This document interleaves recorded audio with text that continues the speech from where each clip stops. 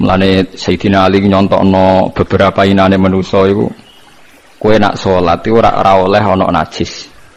Dadi nak kena telek diumbah, nak klambine najis diumbah.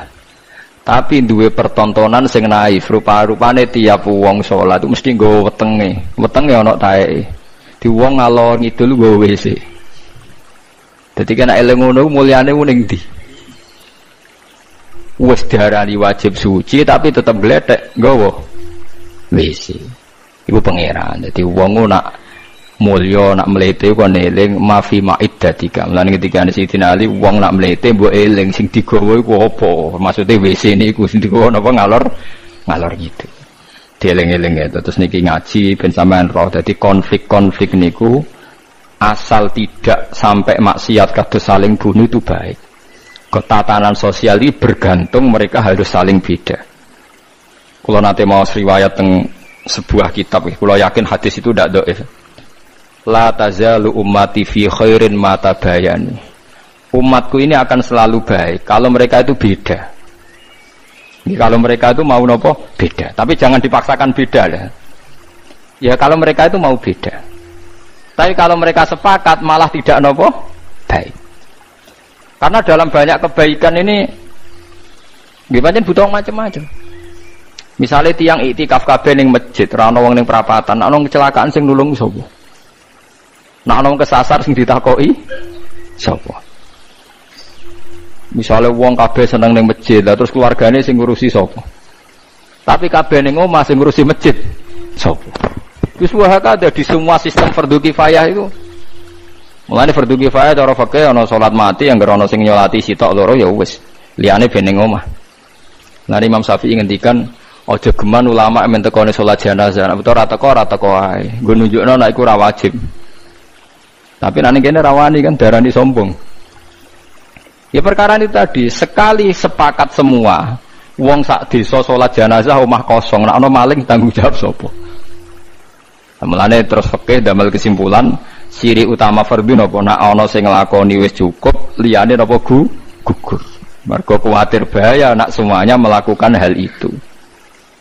Paham ya, terus saniki mulai dilatih menerima perbedaan-perbedaan. Terus umpama manusa ora saling beda, malah sistem ibadah napa hancur. Lahudimat suamiu wa biya'u wa sholawatu wa masajidu napa yuzkaru fiha ismullahi katsiran wa la yansurun nawwa napa mayan suruh. Niku wis kersane pangeran. Terus nomor kali ayat alladzina immakkannahum fil ardi aqamus shalat wa atawuz zakah. Ciri utama tiang saya itu kalau sudah diberi kekuasaan, diberi kesempatan baik, niku mereka mendirikan sholat, melakukan zakat. Terus wa amaru bil ma'ruf wa nahu 'anil munkar. Mau melakukan perintah bil ma'ruf wa nahu 'anil munkar. Dan ini yang agak sensitif kalau terangno nggih masalah amar ma'ruf nahi munkar. Niki dawuh Ibnu Khaldun nggih, kula kutip. Biar sampean enggak jadi ekstremis tapi ya juga tidak jadi pemalas. Ngeten nggih masalah amar ma'ruf nahi munkar. Amrun itu maknane urusan nggih. Amrun maknane apa? Urusan. Manhiyun mungkar maknane aneh. Jadi mungkar maknane apa? Aneh. Mulane diarani ma'ruf dikenal nggih. Ma'ruf maknane apa? Dikenal. Mungkar maknane aneh. Iki rungokno tenan nggih. Kula baleni malih nggih. Kaya wong dikeloni ra bojone kan aneh, ora bojone kok ngeloni, berarti mungkar. Wong ngeloni bojone wajar, dikeloni bojone dhewe. Wong nganggo sepeda motore dhewe wajar, ma'ruf. Wae wong kok dienggo tanpa pamit dijupuk, aneh, napa? Mungkar. Sebab itu ma'ruf dan mungkar itu aslinya enggak butuh syariat, mau butuh fitrah manusia. Nah, kata Ibnu Khaldun, sebetulnya nahi mungkar itu tidak kok kamu ketemu orang maksiat terus kamu paksa kamu jangan melakukan itu. Itu tidak harus begitu. Bisa surahnya itu intiha anil mungkar. Misalnya begini nih yang dicontohkan ya. Ini kalau kutip dulu ya hadis ini. Mar'a minkum mungkaron falyughayyirhu biyadihi fa illam yastati fa bilisanihi fa illam yastati fa biqalbihi. Terus wa dzalika ataful iman. Begini cara gambarkan. Dulu itu pernah ada kelompok ekstremis di mana dia itu minoritas sekali melawan dinasti yang kuat. Zaman pemerintahan Abbasiyah, Fatimiyah, macam-macam. Akhirnya dihukum gantung. Walhasil akhirnya mati sia-sia.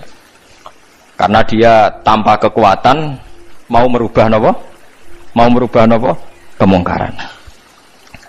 Walhasil terus banyak ulama yang menemukan hadis ma ba'asallahu nabiyyan illa fi mana'atin min qaumi. Niki rungokno tenan ya. Dan saya tidak main-main dengan fatwa ini. Allah tidak pernah ngutus nabi kecuali dari kelompok keluarga terhormat untuk menghadap, untuk cara saniki untuk supaya melindungi dari kekerasan sosial. Saya beri contoh gini, rungokno tenan nggih ben sampean ora sok pribadi. Kanjeng Nabi ku rak mangkelno cara wong kafir Mekah, tapi ora dipateni, bahkan enggak pernah dilukai. Mergo Nabi saking suku napa? Quraisy. Sementara sahabatnya karena wong biasa, Bilal disiksa, Ammar disiksa, Yasir disiksa. Tapi Kanjeng Nabi mboten. Mergo napa? Dari keluarga napa terhormat. Padahal wong Quraisy gak seneng blas mbek Nabi. Nabi Syuaib nggih ngoten. Nabi Syuaib itu kaum merah seneng, tapi ora disiksa. Perkarane cara sakniki Gus utawa ningrat. Sampai kaumnya nak muni, ya Syuaib, andekan saya tidak mempertimbangkan keluarga Anda, pasti Anda sudah saya siksa. Walau la rohtuka la rojamnaka, wama anta alaina bi'aziz.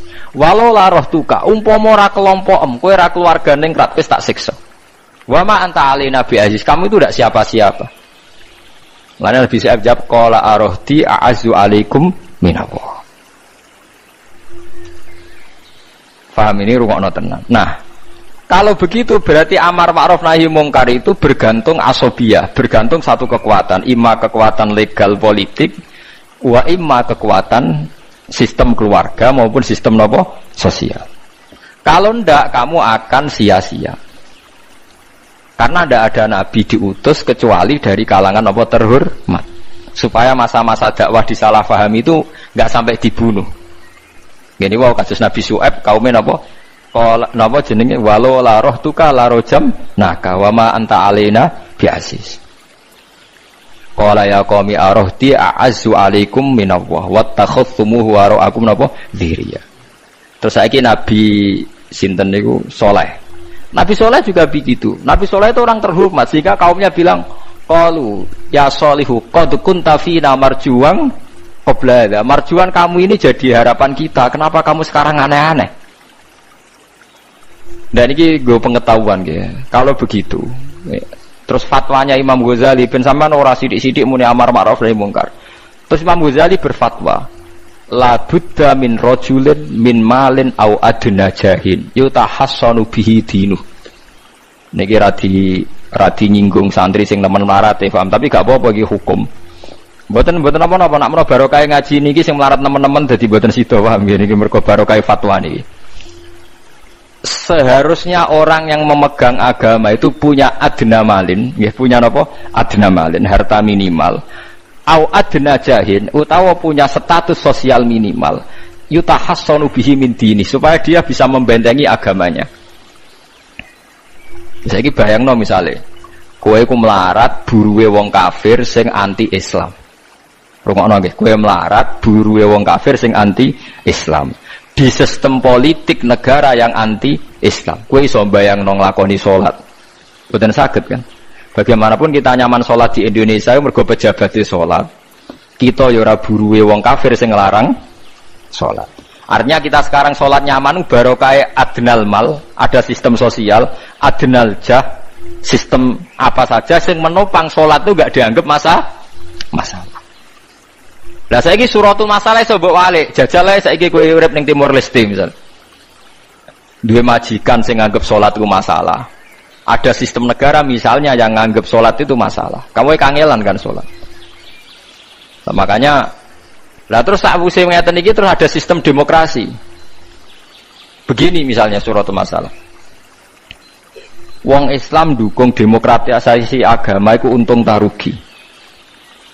Orang yang kayak Gus Dur, orang-orang kelompoknya Gus Dur dulu berpikir untung. Untungnya begini. Jika non-muslim diberi kesempatan beribadah di Indonesia, maka imbasnya Muslim yang minoritas di mana-mana juga diberi kesempatan sebagai imbalan mereka di dunia Islam enggak diapa-apain. Tapi orang-orang yang ekstremis enggak, cara berpikir berbalik. Ya enggak. Kalau kita membiarkan non-muslim ibadah, artinya membiarkan kesyirikan. Terus jadi ijtihad sing liar. Tapi kita tahu kan, di Ukraina misalnya orang Islam tertindas, di Myanmar sing Budino, Myanmar teng daerah Budino sing nembe niku Rohingya, nanti di Thailand di Patani, teng lho tenggene Phuket ya. Macam-macam lah. Terus di Singapura apa di Filipina itu dulu yang kelompok napa no? Mindanao. Ini terjadi efek domino kan. Ya kula mboten bener teori ini Gus Dur atau siapa-siapa, ndak, ini saya cerita. Setelah ada begitu terus itu udah hanya Gus Dur, zaman Ibnu Khaldun sudah bicarakan itu. Di kula baleni malih, dadi kula suwun sampean nak seneng dhuwit nggih monggo mawon, anggap mawon niku adnal jah wa adnal mal sing dadekno kowe iso nentokno salatem. Mergo kowe nak buruwe wong kafir gak iso nentokno perilaku agamaan ndak, hanya gara-gara terlalu miskin. Lho kula niku ngrasakno, kula niku kiai Kang. Kula niku kiai tenan. Sering dikelui santri sing melarat terus buruh teng Cina. Gus kula nu biasa Gus goreng daging babi. Niku kula cek ra tersiksa. Tersiksa kula nu nak digengken ngetro anake sekolah teng gereja. Dal kula cilik kula nu mondok. Tapi barokah melarat nasibe ngoten niku. Saya punya cerita lebih ngeri lagi. Ada temen miskin buruh nenggone wong itu wong ya non muslim. Dia agak perilaku sosialnya kacau gitu. Biasanya dia mau cukup kon ngetero ning nggon-nggon maksiat. Suatu saat bangkrute ku tenanan. Dikai kunci mobil pokoke golekno paling ayu, tero ning omahku. Waduh, tau ngaji Fathul Muin wong ngene piye jajan. Dekne lagi sadar, metuki kula nu nangis. Gus kula niku kualat mbek hadis kadal fakru ayakuna kufrun. Fakir iku mendekati napa? Kekafiran. Mboten iki sing melarat-melarat ben tobat. Nak melarat temu ya rada musibah ben roh maksudnya. Mboten iki urusan hukum, ora kok nyinggung wong melarat. Dulu dia itu pernah janggal dengan hadis itu. Wong Nabi biasanya dawuh ahyini miskinan, kepengen melarat kok iki kok muni fakir ku ndekati napa? Kafir. Dekne janggal kok. Kok Nabi kesane arogan? Biasanya Nabi ku bilang melarat iku ora. Karena dekne melarat kepengen dibela Nabi. Dadi roh hadis kadal fakru ayakuna kufran niku janggal deh. Bareng ngalami nasib ngoten tangisan deh. Walhasil dekne metu gak kerja terus metuki kula mbek nangis. Kualat tenan Gus kula. Jadi ini cerita, sama rasa tersinggung cerita hukum. Berarti kalau sekarang umat Islam berpolitik itu baik, karena lewat partai Islam umat Islam itu nanti sholatku gak aneh. Anggap aja ben sholatku gak aneh. Kue duwe di kekuatan sistem sosial yo baik, tapi kabeh nggo jaga keberlangsungane sholat. Ora khadzun nafsi.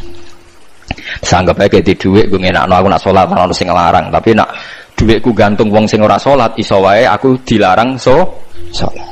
Iku ya wis masuk alladzina immakannahum fil ardi aqamus shalah. Di kula suwun sampean sing melarat ya cita-cita wae duwe dhuwit sing dadekno gampang salat. Lah nek sampean wis betah melarat, tapi kula melarat lah salat teng mriki lancar ya alhamdulillah. Jadi kan gak masalah kan gak ada akibat apa. Tapi ki aja mikir ngono, gara-gara melarat temu wis turunan iso wae anak sing buruh. Sampeyan ngalami hal yang tidak kamu alami. Ya kan mungkin saja saking kowe melarat terus anak sok ben buruh di Jakarta sing roh sapa? Buruh ning wong sing ora salat.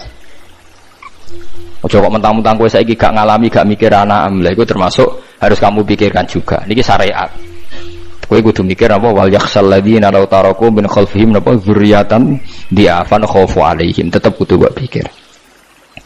Mulane ketika Kanjeng Nabi beja-bejane wong iku sing duwe dhuwit utawa pangkat sing yutahassanu bihi min dini, sing iso nggo bentengi napa agama. Lah nek kowe nglakoni ngono demi anak iku tidak ngurangi zuhud. Bahkan kok Nabi Khidir dadi panitiane anake sampeyan. Iku sing diceritakno teng Ashabul Kahfi ketika ana cah cilik anake wong soleh, abahe kabundut. Abahe sempat nyimpen emas batangan, eling-eling kene. Dadi sik ana wong soleh mati nyimpen emas apa? Batangan ora. Mboten niki emas batangan ora, Mas. Disimpen teng tembok. Suatu saat tembok niku badhe rubuh. Konsekuensine nek rubuh emas batangane konangan. Nek konangan dipek wong dolim Lha ape rubah ditata Nabi sinten? Khidir. Nabi Musa protes, wong karuan tembok ape rubah kok mbok tata, padahal penduduk kene iku wonge nakal-nakal. Terus jawab Nabi Khidir seperti wa amal jidaru fakana lihulamaini napa yatimaini fil madinati wa kana tahtahu kanzul lahuma wa kana abuhuma sholihah. Jadi fatwa-fatwa zuhud sing berlebihan wong ra oleh nabung ngomong kosong, tak jamin. Itu ditentang oleh ulama-ulama syariat. Karena di cerita Ashabul Kahfi ini jelas kan, wong soleh nyimpen emas batangan ning tembok demi anake, keberlangsungan kesalehan apa? Anake. Ternyata dipanitiani Nabi Khidir. Supaya emas iki enggak jatuh ke tangan-tangan orang zalim. Toh orang ini ketika nyimpen tetap disifati Allah wa kana abuhuma sholihah. Iku nang nunjukno nak wong soleh nabung iku enggak ngurangi kesalehan. Tapi rasa mbok mafhum mukhalafah nek ora nabung ora saleh innalillahi wa inna ilaihi raji'un. Ora usah ngono, ora usah mbok jero-jero pokoke intine iku ana ayat wong saleh nabung iku gak ngurangi kesalehan. Wa kana abuhuma sholihah. Saiki wong do ora ngalim, sing fatwa zuhud berlebihan nganti wong sawangane duwe dhuwit dosa. Padahal mau dukung awake dhewe, paham nggih sing fatwa iku dukung napa? Awake dhewe. Keliru, pokoke barang berlebihan keliru. Lah sing seneng dunya berlebihan. Nganti miliaran kun gak jelas hitungane. Ya nek cara kula sak sedengan misale sak rugen mati ya warisan piro kan? 50 juta. Piro? Mesin bubut. Mesin bubut anake cek kangelan. Maksudnya cek kangelan ngerjakno. Nah Mas sak karek ngedol lho. Mboten sing bener ya Mas utawi ya tabungan lho. Mesin bubur padha karo ngeke penggawean. Mboten kula setuju mbek fatwane Ibnu Khaldun karena berdasar sejarah itu enggak ada nabi kecuali dari keluarga terhormat. Lah terhormat itu tadi terus kata Imam Ghazali sebetulnya ndak harus terhormat kamu jadi presiden atau bupati. Ada adnal mal, ini rungokno tenan. Ada adnal mal atau adnal jah yang yutahassanu bihi min dini supaya bisa menjaga agama. Lah sekarang kalau pertanyaannya gimana Gus kalau globalisasi itu tadi? Jangan-jangan misalnya kalau kita ngobong gereja di Indonesia misalnya, terus masjid yang minoritas di negara lain diobong sebagai balasan perlakuan umat Islam mayoritas di Indonesia, terus gentiran Islam sing minoritas di negara lain ditindak. Itu jangan-jangan kita termasuk sebab dan teori itu juga sah. Wong pangeran yo momo tenan, cara ora pangeran yo kapok tenan mbek teori iku. Cara ora pangeran. Makanya niku nyata, wong sahabat itu jenenge sahabat anyar-anyar Islam yo over. Kados Ruhin Mustafa seneng-seneng kula atau over. Saking overe bendina misoi gereja, misoi watu pangeran niku. Jancuk watu kok disembah. Pangeran opo watu jancuk watu kok disembah. Akhirnya wong kafir malah sepe jancuk pisan pangeran. Pangeran akhirnya kena kan? Pangeran ya pangeran Allah akhirnya kena. Akhirnya ana syariat anyar.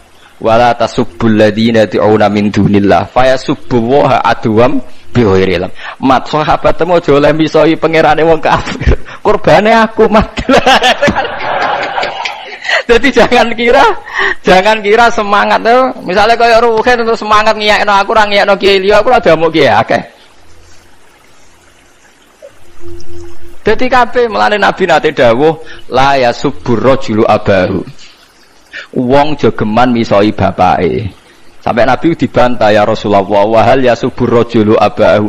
Mosok tiyang misoi bapake piyambak.